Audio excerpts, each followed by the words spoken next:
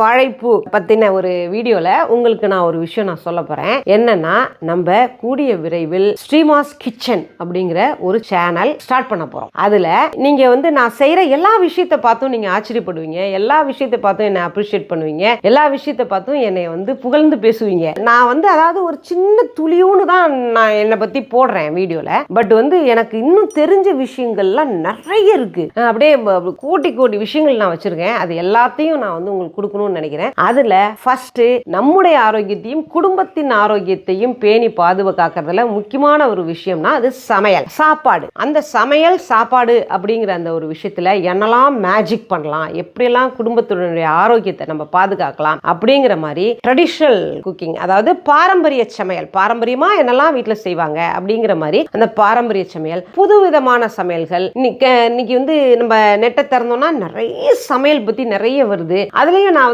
நிறைய எடுத்து நான் செஞ்சு பார்ப்பேன். அந்த மாதிரியான விஷயங்கள் எல்லாத்தையும் நம்ம ஸ்ரீமாஸ் கிச்சன்ல பார்க்க போறோம். ஸ்ரீமாஸ் கிச்சன் நான் ஒரு சேனல் ஆரம்பிக்க போறேன். முதல்ல என்ன பண்றோம்னா 4 செங்கல்ல கட்டி வச்சு அதுல சமைக்க ஆரம்பிப்போம். அப்புறம் கொஞ்சம் கொஞ்சமா நம்ம டெவலப் பண்ணி அழகா ஸ்ரீமாஸ் கிச்சனை உருவாக்கிடுவோம். இப்ப என்னோட கிச்சன்லயும் நான் சமைச்சு காட்டுவேன், வெளியில கல்லெடுப்பு கட்டியும் நம்ம சமைச்சு காட்டுவோம். ஓகேயா?